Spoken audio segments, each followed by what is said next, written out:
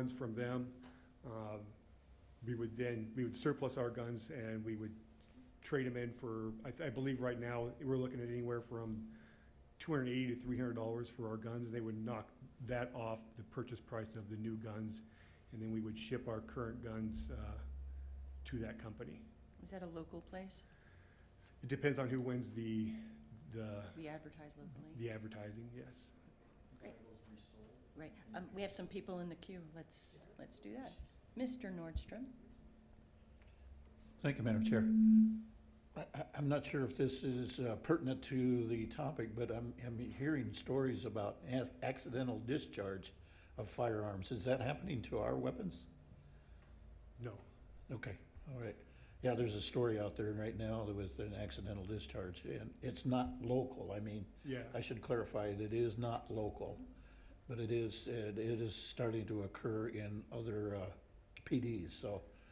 I haven't heard that. Usually we call them negligent discharge. You gotta usually have your finger on the trigger for them to go off, but, Yes, I understand, but these have been taking place without a finger on the without trigger. finger on trigger. Yeah, that would be news to me. Okay, I'll find the article and send it to Okay, you. awesome. Thank you. Mr. Jones? Thank you very much. So then are these guns able to be resold then by that vendor? Yes, sir, they are. And so then that vendor would be responsible for the removal of those serial numbers from a database or anything that would attach that gun back to us? Should something bad happen with that gun in the future? Correct. They complete all the required federal paperwork to transfer ownership. Thank you. Mr. Gilbert, are you in the queue? I am. Mr. Norris, Sorry. we're not Glocks. I believe they were HKs, but I'm not 100% sure. So they're not the same type of firearms that the police department uses. Any more questions on the matter? Thank you for that discussion. Okay, moving along, Fire Department. Chief Culberson? I'll get it one of these days. You're on. There it is. Good afternoon, first. Sorry for bringing in the distraction. I was running a little late and didn't want to leave him out in the car today, so Dogs not make quite everything set up better. for Saturday, or for summer yet. What we're asking for is approval to write off about $728,000 worth of uncollectible ambulance debt. These date back to 2013 and have gone past their statute of limitations of 6 years. So we're still trying to play catch up, which we've been doing for the last several years. Unfortunately, it's a natural business problem with the ambulance services throughout the country that we have to write off. I mean, let's face it, we get called by a 911, we respond and we transport people no matter if they have any intention or any ability to be able to pay. So that's what these are for. I can stand to answer some questions, but we're going to be working on this and you'll see a few more of these large sums just to get caught up. We need to get to the 6-year mark, so. Thank you for that explanation. We have some people in the queue. Mr. Jones? Thank you very much. I gave this spiel the last 2 years when this thing came forward, and I will choose to do it again. The bothersome part about this is not those that can't pay, but those who can and don't. And they are forcing the taxpayers of Rapid City to pay their bills for them. And that's a frustrating thing, and we will always respond to the 911 call. There's no doubt about that. And we have excellently trained people that do a great job. But the fact that people choose not to pay this bill and force the taxpayers to carry their burden is bothersome. And it fits into the entire city budget, and people need to be aware that this is picking the pockets of every taxpayer in Rapid City. I was hoping, Chief, maybe not today, but maybe at the Monday night meeting, you might just walk us down the path of the recovery process. I know the city bills them several times, and then it's turned over to collections, and then it's turned over to a guy named Ed who's in the back alley, and, you know, is that still with us? Of course, it depends on if he's at 40 hours or not, because then you'd be getting paid double. As Lord long as have it's not mercy. a holiday. But if you could do that Monday night, I think it'd be worthwhile for us to, just to hear the path. Sure. Thank you. Can do that. And Chief Culberson, doesn't the mobile medic program, doesn't that also help so we don't have to send a ambulance every single time we get that? Yeah, absolutely. One of the things we did was institute our mobile medic program 7 years ago now. And it's one of those things that we're trying to divert the frequent reward zone members, however you want to state it, those that use our ambulance service on a frequent basis for non-emergent type calls. So they're are trying to divert those ambulance calls, which would then not result in a bill for service that goes unpaid that we have to now write off because we're unable to collect it. So yeah, doing great work with that. Last year they did 2,600 plus calls. So a lot of good work, and I can directly relate some good coming from the Journey On piece and that cooperative agreement with them transporting those individuals that don't need to go to the emergency room. They're going to where they need to be. It's a collaborative effort, and Correct. kudos to you for coming up with that program. We have Mr. Nordstrom in the queue. Thank you, Madam Chair. To address Alderman Jones' comment a little bit further, and also to the Chief Culberson, is that in the past, we've tried at the state legislative level to try to do something about the payers that have the ability to pay but do not. So there was some legislation that was attempted at. Hypothetically, if that is, if the Medicaid expansion goes through, could we start addressing it through that angle? Could that be done in such a fashion so we could get some recovery from the Medicaid users, for example? Thanks, Councilman Markstrom. So that's kind of a loaded question. On the surface, on the surface, Medicaid expansion, you would relate that to be more people that would be eligible for Medicaid. And then those would roll into we'd be able to bill if we transported them. So on the surface, yes, that's my answer is yeah, it would increase some of that. Would it change some of this? Maybe. There's a fair number of those that are in the in-between. They don't make enough to have any type of private insurance, but make too much to not be on Medicaid. And so they're the in-between. So maybe there could be a fair amount of cost recovery there. Chief Long's been working with the state, and so have I with the state EMS Association, Ambulance Association. We got Sean Fisher up in Sturgis has done some great work with trying to get what's called ground emergency medical transport. It's a federal program that coincides with South Dakota Medicaid to allow dollars to flow back to the department because Medicaid is historically a low payer. They pay pennies on the dollar compared to the rest. So, but yes, we'd be able to recover some of the money. It's just not a whole lot. Thank you. Mr. Solomon? Thank you, Madam Chair. May I direct a question to our Fire Chief, please? Absolutely. Fire Chief Culberson. So looking at this amount, it's a hefty amount as it usually is. You mentioned the programs that we've had, the successful mobile medic program as well as Journey On. So are we seeing a decrease in the amount that we have to collect as a result? Is there proof that that's saving us taxpayer money? That's always a sense. tough one. Prevention's always the hard one to quantify. We've had to deal with that for years with our Fire and Life Safety Division. What did we prevent from happening? Yes and no. It'll prove itself over time with like the mobile medic program. Our collections has basically remained the same within a few percentage points every year. And we're talking 40 to 50%. A lot of that has to do with our costs are increasing and not at the same rate as reimbursement is. Medicare and Medicaid, historically low payers. Medicaid's a heck of a lot better than the rest. And all of our private payers pay the same, which are just above Medicare rates. And those haven't moved much in the last 15 years. So we're constantly playing an uphill game, trying to just get in front of it. So, in answer to your question, have we seen with those programs?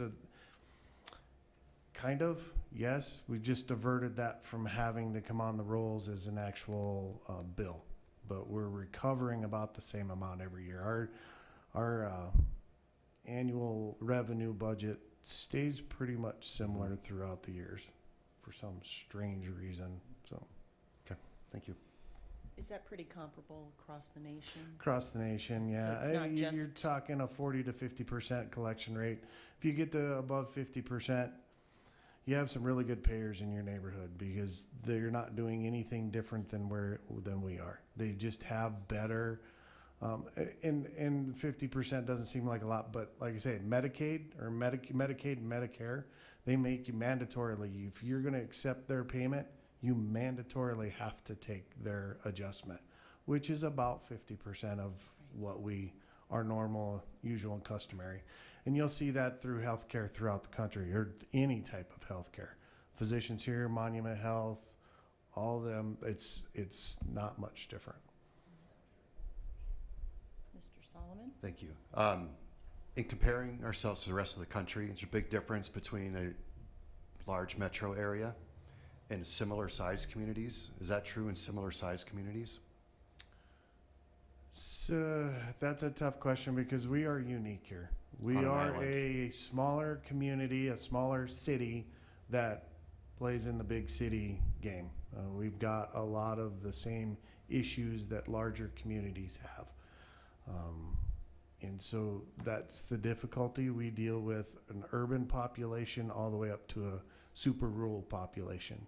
So if we're talking those outside of our city, much better chances of receiving payment because there's not as many that call the ambulance versus in town.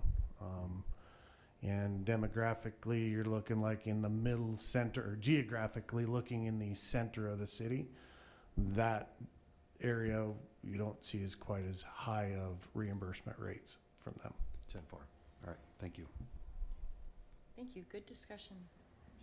Okay, moving along to our finance department, items 5, 6, and 7. Tracy Davis. Okay, I didn't know which one I was going to. I'll handle this time. Okay. So item 5 is some volunteers that we just need to acknowledge for work comp purposes. Item 6 is an abatement request that we received from the county. One agency is exempt from taxes and another individual did not have their status as owner occupied. And then the last item is a resolution for an abatement of nuisances. There are, several properties on the list. Several of them are repeat offenders. I have a listing if anyone has any specific questions on that from code enforcement. Okay. Any questions? You need to fix all this. No pressure. All right. Thank you so much. I say that, I'm kidding. Okay. Right. Okay. Thank you. All right, moving along to Parks and Recreation. Dr. Beegler? Thank you, Madam Chair. This item is a resolution of intent to enter into an agreement with the Black Hills War Monument Association for the war memorial that was installed across the street over here at the entrance of the promenade at Memorial Park. And the actual agreement will come before you during the next city council meeting, committee meeting cycle. The memorial over there is comprised of, I think, 6 granite walls that contain the names of some 700 servicemen and women from the Black Hills area that have fallen during wars from 1918 to the present. There are also lights out there that will illuminate them 24 hours a day so that anyone that wants to visit and pay their respects can do so any time of the day or night. And there are also QR codes that are on those granite walls that people can scan, and it will direct them to a website which is managed by the association for additional information on each and every name that's on those walls. So it's really pretty That's fantastic deal. So this is to the resolution of intent. We will come before you again next time with the actual agreement. Wonderful. We have some people in the queue. Mr. Solomon? Oh, wait. We're good to go. Thank you for working with this organization and making this happen. I'm happy to support it, obviously, and You know, the word hero is thrown out quite frequently these days, but I think heroics are measured in sacrifice, and the ultimate sacrifice is laying down your life, as these folks have done. And so I'm glad that we are cooperating with this endeavor, and I look forward to supporting it. And I also know that on Memorial Day, May 29th, that morning should be the opening ceremony for this monument and expansion of this area, and I would encourage us to support that as well. Thank you. Mr. Nordstrom, you're on. Thank you, Madam Chair. Comment for Dr. Bigler, please. From the veterans, I want to thank you, and please pass on our gratitude to the group that is also working on this monument. It's a project that's been a process for quite some time, and I applaud their work and their effort to come up with the design, and now starting to see the final fruition of this project. So I'm looking forward to seeing this final resolution that we'll be adopting. I anticipate adopting it. And but anyway, the biggest thing is just telling them thank you for us, especially for all the other veterans. Thank you. Okay, any more discussion? Okay, all right, it looks like we are at the end of the consent calendar. I'd welcome a motion for items 1 through, oh no, I'm sorry, City Attorney's Office, sorry, Director Landine, just glossing right over you. Are you in the queue?